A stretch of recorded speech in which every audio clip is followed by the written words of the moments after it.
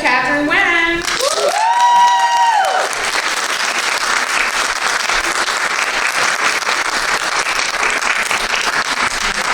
Hello. This is really a full circle moment for me. I was born and raised in Richmond, and when I was 5 years old, I graduated from a preschool in this building. And I am 2 years away from being 50. And a lot has happened since then. So my addiction for 20 years was hating myself. Self-loathing, self-harm, a lot of self-soothing, and it was really, really painful. And so for 20 years, from 15 to 35, I lived with this ferocious dragon of self-doubt. And I am living proof that your dragon of self-doubt can be slayed. I'm not a magician. I didn't wave a magic wand and suddenly learn to love myself. I did the hard work. I did the homework. And as Honesty said, my book is free for you because I want to help you slay your own dragon of self-doubt. In my world, my dragon of self-doubt, when it first began, it led to a suicide attempt. And then later on in my life, it led to drinking 63 vodka sodas every single week. But I don't do that anymore.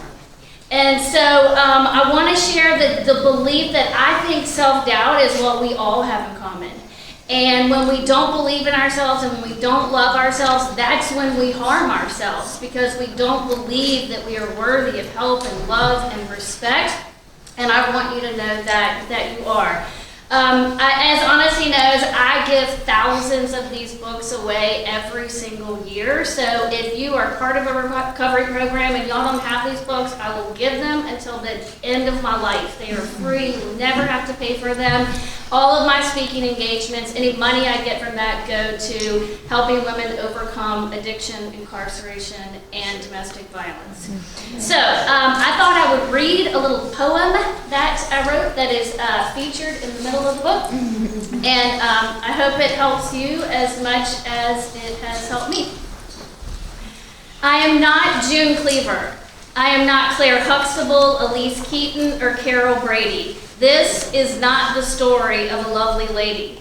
I don't dance around my house in cardigan sets and capris. Clearly, I don't have perfectly coiffed curls, and I've never cleaned a toilet bowl in high heels and pearls. My days are spent washing and brushing and cooking and cleaning and feeding and fussing and don't lick the dog, driving and dropping, racing and rushing, and holy shit, I'm tired.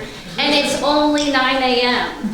But I saw moms on TV, happy and free. I saw moms on my street, perfect and neat. I saw moms on playdates wearing makeup and smiles 16 teeth wide. And I sighed. As I sat in my recliner covered in drool, urine, vomit, and last night's Chardonnay, those were the mothers I saw and declared, there is no way. We are not the same kind. I said this in my mind, but with them I just smiled and lied and said, everything's just fine. I thought I was joining a club, a group of like-minded souls. So why was I the only one totally out of control while everyone around me carried on like Shirley Partridge on performance-enhancing drugs? So for years I wore a mask, thick, bold, porcelain, beautiful. Desperate to impress other people because I was so unimpressed with myself, and happy that no one could see me cry, allowing others to turn a blind eye to a life built on other people's expectations. I started wearing other people's faces. And when I looked in the mirror, I saw what others saw, a big, bold smile that said to the world, look, I'm happy. But on the inside, I was kneeling at the altar of the voices in my head, the all-consuming, all-annoying voices that said I wasn't good enough, not patient enough, smart enough, nice enough, tough enough, calm enough, thin enough, wife enough, daughter enough, sister enough, and God knows I was not mom enough.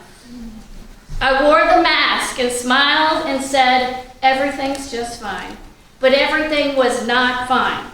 Who were these women? I needed to know. And what did they know that I didn't know? Because all I knew was everything that I knew couldn't possibly be all there was to know.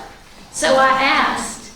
I came out from behind my mask and I asked. Not one mom, not a few, but 5,782.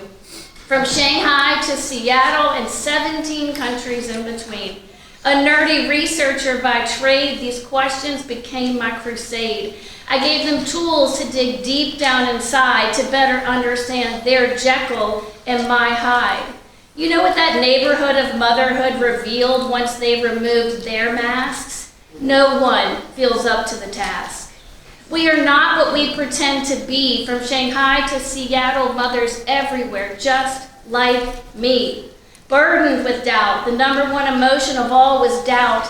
They doubted whether they were doing a good job at this most important job, and they were unable and unwilling to say when they felt like they were doing a bad job. It's a code of silence, crying in silence, suffering in silence.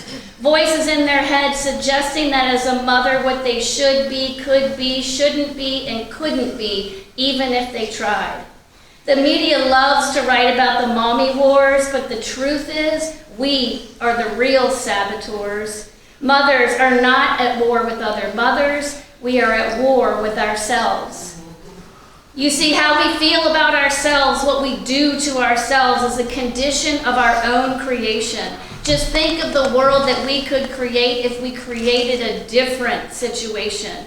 We wear masks because we believe we must. It looks so easy for them, so we say it's easy for us. But it is not easy for any of us. And we are making it harder by trying to live up to ridiculous rules and expectations and all these fictitious motherhood regulations. We can only ever be who we really are, and at some point that has to be good enough. Let's agree to agree and come to the conclusion that we are good enough. Let's find the courage to be who we really are, say who we really are, and accept who we really are. And together, we can end the mommy wars, the wars within ourselves, and finally be free.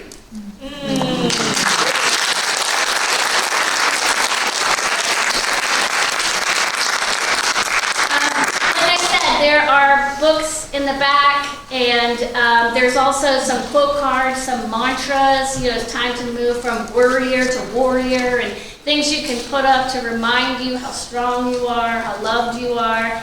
And I want to end, there's also some cards in the back with this sweet gentleman's face on them. This is my 98-year-old grandfather, who I lost 2 years ago yesterday, but was a remarkable, remarkable influence on my life.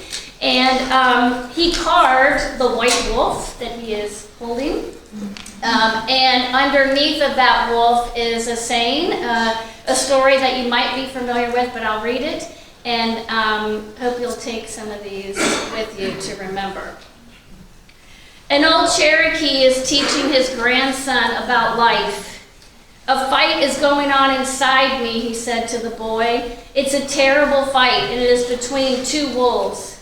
One is evil. He is anger, envy, sorrow, regret, greed, self-pity, guilt, superiority, and ego.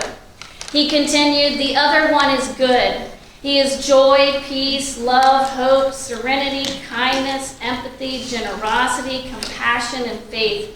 The same fight is going on inside of you and inside every other person too. The grandson thought about it for a minute, and then he asked his grandfather, which wolf wins? The old Cherokee Indian simply replied, the one that you feed. So, I hope this will help you feed the good wolf.